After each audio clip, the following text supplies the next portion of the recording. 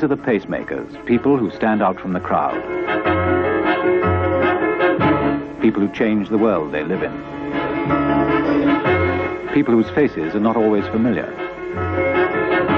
People on whom the community depends. People who are changing Britain today. These are the pacemakers. You are saying that no actor comes beyond this area here? Yeah. It doesn't. Why? But that doesn't mean that no actor reaches I beyond. respect your right to do it. This is the Midlands Arts Centre. Directors, producers, designers discussing a play. The Arts Centre is an ambitious complex of studios and theatres in Birmingham, in the middle of industrial Britain. The man, John English, director of the centre, theatre producer, entrepreneur and visionary. His target, children. To revolutionise the lives of children who live in a world dominated by factory chimneys and the noise and dirt of industry. For John English himself worked for 20 years in a factory making glass. Almost exactly 40 years ago, I started my working life here. I was a very junior industrial chemist, and I used to crawl out through a hole in the wall there and take samples of the raw materials for the glass, the sand and the soda and the lime. It used to come to us in canal boats along this, one of the first canals ever built. Well, it's not used for that purpose anymore, and there's an old steam railway over the other side that's been electrified. And you can see these great pillars there to carry the new motorway, linking all the motorways in Britain. And there have been enormous changes in the factory too. It still makes glass. In fact, it probably makes 3 times as much glass as it ever did. It's all made by automatic machinery, and it uses only about 1/3 of the number of the people that it did in my day. And there have been other changes for the people too. They used to live in little houses here. They've all been cleared away and are living in fine new blocks of flats, and they go to fine new schools. These changes for me are, the really important purpose of the second industrial revolution. To free people to do things other than work. And what are they going to do? That's the question, isn't it? Of course, when people stop spending most of their lives in work, they just don't stop doing anything. They spend time in their houses and their gardens, and above all, they begin to play. And when you first think of play, of course, you think of games, of physical sports. And these are tremendously important. But to put it no higher, there is another kind of play. Play of the mind, the play of the spirits, and the play of the imagination. And this is another way of talking about music and theatre and books and poetry, of fashioning anything with a combination of hand and eye and feeling above the need of mere utility. Now, this is really what the Midlands Arts Centre is about. Now, we've managed to get a perfectly splendid site for the new Arts Centre. It's in one of the very nicest parks in Birmingham. Beautiful mature landscape, wonderful trees and water and flower beds.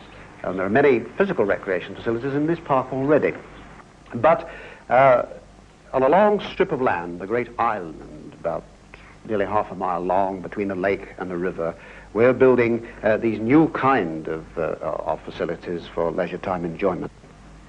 Now, here is the building in which we're standing at the moment. It's a library, as you can see, and it's at the top of this hexagon building. It looks out all over the park. You can see this beautiful, almost rural landscape all the way around you. Below this is a tiny little theatre for puppets. This building in the center here are the workshops and studios. This is where the parents and their children come and work together side by side.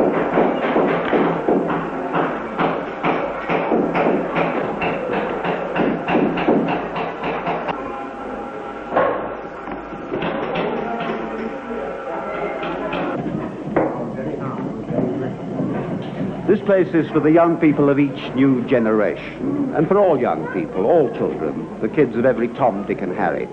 And they start coming here when they're very, very young, long before they go to school, with their parents, where we can manage it, with other kids' parents, where we can't. The centre is only for the under 25s. Adults must be accompanied by a child, and families are encouraged to come and work together. If you catch them young, John English says, their first enthusiasm will remain when they grow up. They'll leave to spread the gospel themselves.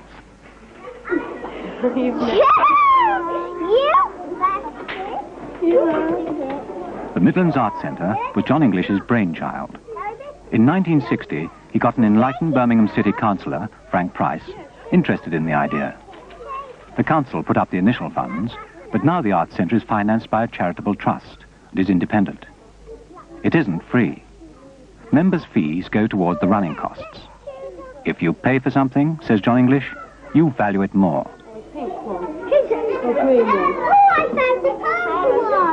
Over 2,000 people use the workshops every week. There have been criticisms that the membership is mainly middle class, that the centre is preaching to the converted. But John English has countered this by getting teachers to bring groups of children from their schools. Children whose parents will not come themselves.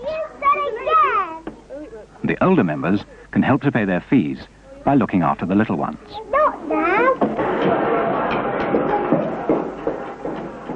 Children join the centre, and then they can use the workshops to do carpentry, or make puppets for the professional puppet theatre, or make sculpture or pottery, all with expert help and the proper facilities.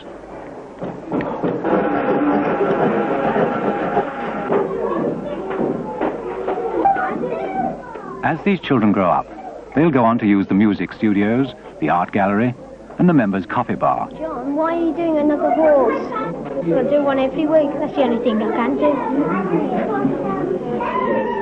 Now here is a group of theatres. Theatres are very important to an art centre. Theatre is the art where all arts meet. And there are 3 theatres, a very large one called the Swan, and a smaller one, as you might expect, called the Signet. And then there's an open-air theatre.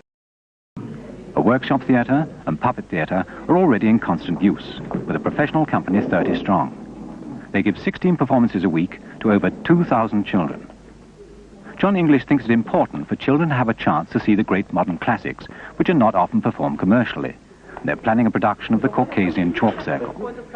As an old hand in the theatre, he gets the company to use him as a sounding board. Very quiet, extremely incense, and all sorts of stuff through the audience is not the kind of thing that we want to do. Having incense. No direct address from within the play? No, from within an individual scene. I still don't see what you know, talking about being, you're not saying that is an internal experience related only to the people who are on that little bit of stage. Oh, no. And it has damn all to do with these people out here. Oh, no. Well, then what's the argument about if people come through there that being involving?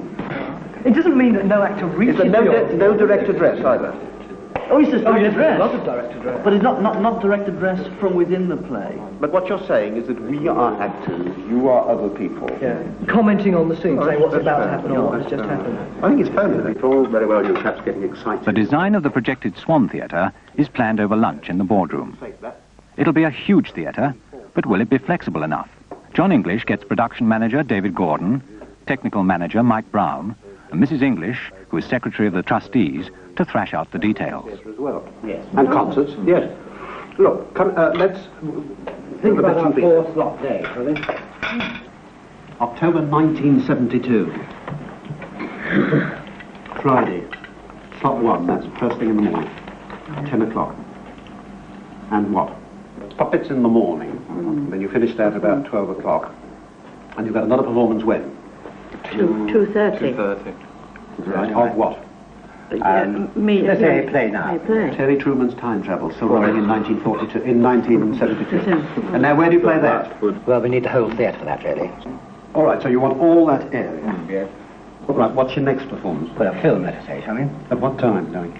5:30. We can get them in at 5:30, can't we? All right, okay. And that goes where? Well, What do you do with Terry Truman's?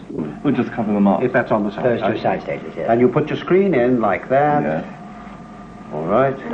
All right. Now, your next performance is what? 8 o'clock. Of what? A senior play, or students' play, Or a concert. or a concert. All right. Well, take a concert because you take a concert, an orchestral concert. So you've got to move what? Well, if it's a smallish scale thing, it could be done in front of the orchestra screen. Well, you're now at 10 o'clock at night. What do you do next? Strike for the next morning. No, why not? You've got a late night show. late night show we could have. I did the other night. You've Yeah. got a late night show starting at 11 o'clock. What do you do? Do you have a night shift? I think it'll come to that. Some of the site's 1,000 trees have been included in the design of the open-air arena theatre. It's already been used for poetry and plays and for vast pop concerts. I think it's pretty important in any large-scale project for young people that they should make a substantial contribution themselves. Of course, the whole Cannon Hill development is the result of much cooperation from all kinds of people. People who've got money have given money, people who have got special professional skills have given those. Young people, as a rule, haven't got a great deal of money, but they have got enthusiasm and strength, muscular power, and we've used this since the beginning to have one project such as this, the Arena Theatre, to which everybody could contribute. This is quite a substantial undertaking, and many thousands of tons of concrete has to be made, many hundreds of tons of stone to be built into the tiers. It's a kind of minor pyramid and represents the work of, I suppose now, hundreds and hundreds of young people from all over the world. Students come each summer to the International Work Camp at the Arts Centre to build the open-air theatre. It's almost finished. There are about 10 nationalities this year, including Poles and Italians, Swedes and Czechs, as well as British. It's skilled work, building the walls by hand with paving stones given by the city of Birmingham. What I'd like to understand is how far you're going up with this. The actors have got to come up there, up those steps there. I was told no 3 feet. 3 feet from here? Yes. 3 feet from here, but surely 3 feet from the plateau. Because the point is, it should be a secret entrance that actors can climb up there and suddenly appear on that plateau. The work camp lives in its own village and does its own catering. Dinner is an exercise in international understanding, and John English is only allowed in as a special guest. I mean, what we always try to find out is why people choose to come to this work camp rather than any other, you know. I mean, did you know it was an art centre when you... Yeah, I knew that an art centre existed. So a rat about this big. Work camps usually build homes for refugees or deprived communities. Here in Birmingham, the deprivation is less obvious. Industrialisation has killed the old way of life. The community has lost some of its original roots. So the students are helping to build the Midlands Art Centre to provide a new focus for the community. I like to think of the Midlands Art Centre as part of the Second Industrial Revolution, as a piece of social engineering, an exercise in social cultural education. And this is truly what it is. It's a good place to be conducting the experiment in the Midlands. I suppose as far as Britain is concerned, we shall feel the effects of automated manufacture sooner than most places. But the problem is one which is facing everybody all over the world. The Americans are already talking about the post-industrial society, and it's something which every developing country is going to have to look to. I suppose it's something I've always wanted to do, even when I was in industry myself. And it's been very exciting to be able to spend the last part of one's life doing this. It's working. We're not really going to know whether it's going to work on the scale one hopes for a long time, perhaps 15 or 20 years, until the little children who are beginning to use the centre now grow up, marry, produce their own kids and bring them back. Then we'll know. That'll be for someone else to find out.